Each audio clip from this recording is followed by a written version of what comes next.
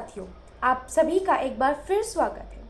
आप देख रहे हैं एक्सीलेंस 17। मैं आंचल ASUSC सेक्टर 17 रोहिणी के विद्यालय में हाल ही में होने वाली महत्वपूर्ण घटनाओं के बारे में चर्चा करूंगी। तो चलिए अभी हाल ही में इस विद्यालय में NDTV के वरिष्ठ पत्रकार श्री शरद शर्मा जी आए थे।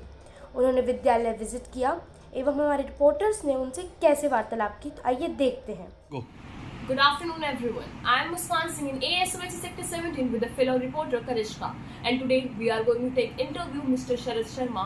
Sir, please introduce yourself. मैं शरद शर्मा हूँ और NDTV में काम करता हूँ। सीनियर स्पेशल कॉरेस्पॉन्डेंट वहाँ पर हूँ। लगभग 16 साल का मुझे एक्सपीरियंस है रिपोर्टिंग में। Okay, sir. So like आप इस स्कूल में आए तो आपको क्या कैसा लगा ये school, like other government school से ये स्कूल कैसे डिफरेंट है? देखिए, आमतौर पे जो इमेज बनती है गवर्नमेंट स्कूल की वो ये होती है कि एक दीनहीन सा एक स्कूल होगा जहाँ पे मतलब ठीक है बच्चे बस होंगे और बस काम चल रहा होगा। लेकिन ये स्कूल मतलब ऐसा लगा कि यहाँ पे मतलब किसी भी एंगल से ये जो प्राइवेट स्कूल होते हैं उससे कहीं पर भी कम नहीं लगा। यानी कि हम इंफ्रास्ट्रक्चर की बात करें, साफ़ सफाई की बात करें और स्टूडेंट्स जिस तरह से डिसिप्लिन में दिखाई देते हैं उसकी बात करें, तो किसी भी तरीके से ये स्कूल ऐसा नहीं लग रहा है कि ये गवर्नमेंट स्कूल है, बल्कि ये एक नॉर्मल जैसे एक प्राइवेट स्कूल है जो होता है ये बिल्कुल वैसा ही नज़र आ रहा है। और वर्किंग कल्चर भी जो है जैसे कमरे भी होते हैं या काम करने का तरीका भी होता है वो भी यहाँ पर कोई सरकारी टाइप नहीं, बल्कि एक जो आज के समय में जिस तरह की ज़रूरत है उस तरह का ही मुझे दिखाई दिया है। Okay, thank you sir. So sir, like हमारा मतलब एक ह्यूमैनिटी स्टूडेंट्स के लिए एक करियर अपॉर्चुनिटीज होती है mass media and journalism. So like students उसे कैसे मतलब उस मेरी मतलब कैसे परस्यू करें उस सब्जेक्ट को, एंड आपकी क्या एडवाइस होगी एज ए रिपोर्टर? देखिए, जब मैं आया था उस समय तो मास मीडिया उतना नहीं था, मतलब उस समय धीरे धीरे एक्सप्लोर ही हो रहा था। बैचलर कोर्स मेरे समय में शुरू ही हुए थे, उससे पहले केवल मास्टर्स के कोर्स हुआ करते थे। लेकिन अब जो है अब तो हर कोई जो है, क्योंकि सोशल मीडिया इतना बढ़ गया है, हर कोई ही जर्नलिस्ट बन सकता है। जैसे अपना आप यूट्यूब ऑन कीजिए और लाइव शुरू कर देते हैं, आप फेसबुक शुरू कीजिए और लाइव शुरू कर दीजिए। तो अब उतना मतलब ऐसा कोई रॉकेट साइंस तो पहले भी नहीं था, कोई डिग्री पहले भी नहीं चाहिए थी आपको जर्नलिस्ट बनने के लिए। लेकिन अब जितना आप सोशल मीडिया से इंटरेक्ट कर रहे हैं तो आपको जर्नलिस्ट तो हर कोई खुद ही बन जा रहा है, क्योंकि समाज की समस्या के बारे में आप जब सोचेंगे और जब बोलना शुरू करेंगे तो समाज की समस्या देखना और बोलना यही जर्नलिज्म है और यही अलग अलग फॉर्म में होता है। तो बस ये है कि कोई अगर इसको करियर अपॉर्चुनिटी के तौर पे लेता है तो ये ठीक रहता है कि एक आप डिग्री भी लें और डिटेल में पढ़ाई करें, क्योंकि लिया हुआ ज्ञान दिया हुआ दान कभी व्यर्थ नहीं जाता है।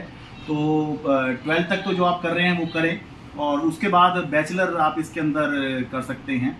लेकिन मैं ये कहूँगा कि अगर इस फील्ड में ना जाकर कि आप ये सोच रहे हैं कि इसमें हम बैचलर करें या इसके अंदर मास्टर करें, अगर बिल्कुल आपका अंदर से मन है कि मुझे यही करना है, चाहे मुझे नौकरी भी कोई चैनल ना दे, कोई संस्थान नौकरी ना दे, तब भी मुझे करना है, तभी इस फील्ड में आइएगा। क्योंकि आप आएंगे नौकरी आप जो है के लिए संघर्ष करेंगे फिर वो मिलेगी, क्योंकि जो फील्ड है वो एक्सपेंड नहीं हो रही है आगे, खासतौर से सैटेलाइट चैनल वगैरह वो उतने एक्सपेंड नहीं हो रहे हैं, सोशल मीडिया ही एक्सपेंड हो रहा है। तो अगर आपने ये अंदर से आपकी चाहत है कि करना है तो फिर तो आप सोशल मीडिया में भी कर लेंगे, आप यूट्यूब में भी कर लेंगे, ट्विटर पे भी कर लेंगे। और अगर केवल ये है कि चैनल में करना है तो चैनल में बहुत संसाधन बहुत सीमित हो जाते हैं, तो ये देखकर आपको ज़रूर आगे बढ़ना चाहिए। सर, आपने क्या ऐसे पॉजिटिव इम्पैक्ट देखा इस स्कूल के बच्चों पे बाकी स्कूल से के जो बच्चों से हमें अलग करता है, कि जैसे आप स्कूल में आपने ऑब्जर्व किया, स्टूडेंट एडवाइजरी बोर्ड को भी ऑब्जर्व किया, जो एक नया इनिशिएटिव है, तो आपके अकॉर्डिंग क्या ऐसे पॉजिटिव इम्पैक्ट्स थे बच्चों के स्पेशली? एक तो कॉन्फिडेंस काफ़ी अच्छा दिखाई दे रहा था बच्चों में। एक होता है कि जैसे हम कहीं जाते हैं तो बच्चों को सिखाया जाता है कि आपको क्या बोलना है, तो यहाँ बच्चे जो हैं वो ऐसा नहीं लग रहा था कि उनको सिखाया गया है। मतलब कुछ ऐसा तो बताया होगा कि एक न्यूज़ चैनल से कोई आ रहा है, लेकिन ऐसा लग रहा था कि सीखे सिखाए हैं या रटे रटाए हैं, तो उससे एक कॉन्फिडेंस भी दिख रहा था बच्चों का। और दूसरा ऐसा लग रहा था कि अब जैसे हम सोचते थे बच्चे वाली जो बात है, बच्चे होने से वो मैच्योरिटी की तरफ जो है बढ़ते हुए दिखाई दे रहे हैं। अब मैं ये नहीं कहता कि ये एडवाइजरी बोर्ड का इम्पैक्ट है या स्कूल ने जिस तरह की टीचिंग रखी है, डिसिप्लिन रखा है, या जो पॉलिसीज चल रही हैं स्कूल के अंदर, ये उसका इम्पैक्ट है। लेकिन कॉन्फिडेंस भी दिखाई दिया और बच्चे जो हैं वो पूरे कॉन्फिडेंस के साथ में, पूरे मैच्योरिटी के साथ में बिहेव करते हुए दिखाई दिए। ये बहुत इंपॉर्टेंट है। So like मतलब जो ये journalism and mass media communication ये करियर अपॉर्चुनिटी है, इसमें बच्चों को बेसिकली ह्यूमैनिटी स्कूल के बच्चे इसमें जाते हैं एंड वो कुछ चैलेंजेस भी फेस करते हैं एंड उससे वो कैसे ओवरकम कर सकते हैं। हमें ये नहीं सोचना चाहिए कि ह्यूमैनिटीज़ के बच्चे ही इसमें जाते हैं। मैं बताऊं, जब हमारा समय था तो हमें एक हीन भावना चला करती थी कि जो सबसे ज़्यादा पढ़ने वाले बच्चे होंगे वो साइंस लेंगे, उसके बाद के जो सेकंड क्लास टाइप बच्चे होंगे या जो उसके बाद के होंगे वो कॉमर्स लेंगे, और जो बिल्कुल ही गए गुजरे हैं वो आर्ट्स लेंगे। ऐसी सोच थी।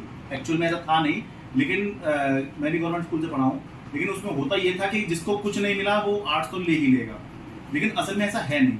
समय के साथ साथ अब बहुत कुछ बदला है और सोच भी बदली है कि बहुत से लोग ऐसे हैं कि फिल्मों में भी आपने देखा, जैसे 3 इडियट्स आपने देखी होगी, उसमें इस बात का आमिर खान मजाक बना रहे होते हैं कि पहले उन्होंने किया कुछ और उसके बाद कुछ और कोर्स कर लिया, आज वो बैंक में नौकरी कर रहे हैं।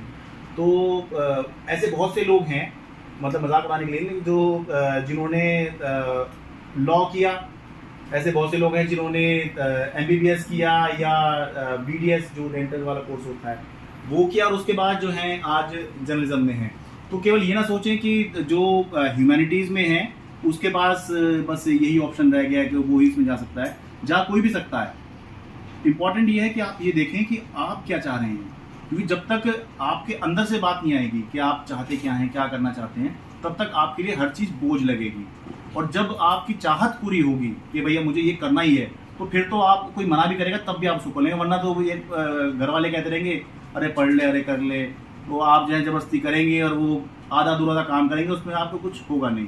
तो ज़रूरी है कि बच्चा खुद ही देख ले कि वो चाहता क्या है। जैसे मैं अपने बारे में बताऊँ कि मैं बचपन में पूरी कॉलोनी में ऐसे घूमा करता था, खबरें लेके आया करता था, ठीक है। लेकिन मैंने कभी ये सोचा नहीं था कि मैं जर्नलिस्ट बन जाऊंगा, ठीक है। लेकिन ये अंदर से था कि इधर उधर गए, कहाँ क्या हो रहा है, इधर उधर खबर लाओ, इधर दो, तो ये एक नेचर था। तो धीरे धीरे मैंने अपने अंदर मुझे लगा कि हाँ ये फील्ड ठीक लग रही है और मेरा एक काम भी है, तो वो करते करते फिर मैं आज यहाँ तक पहुँच गया हूँ।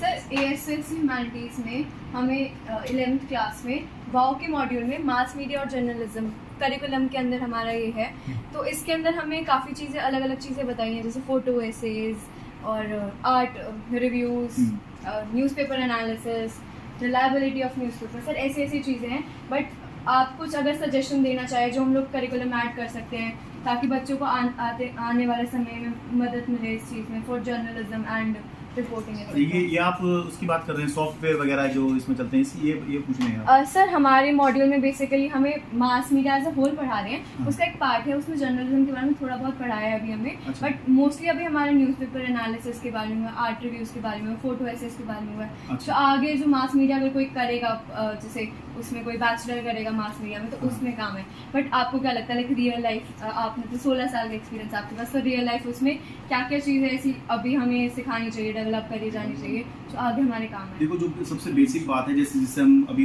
इंटरव्यू भी कर रहे हैं, बहुत ज़रूरी है, बहुत ही आसान भी है, वो ये कि अब डिपेंडेंसी कैमरे पर नहीं रह गई है। जैसे मैं बात भी कर रहा था कि एक बड़ा सा कैमरा होता है, या चलो छोटा ही कैमरा हो गया, इतना ही कैमरा है, उसमें आप पहले शूट करोगे, उसमें शूट को फिर आप जो है एक सिस्टम में डालोगे, फिर उसको एडिट करोगे, तो ये एक बहुत लंबा प्रोसीजर है। कैमरा भी महंगा है, बड़ा कैमरा होता है, रखना ले जाना बड़ा मुश्किल होता है।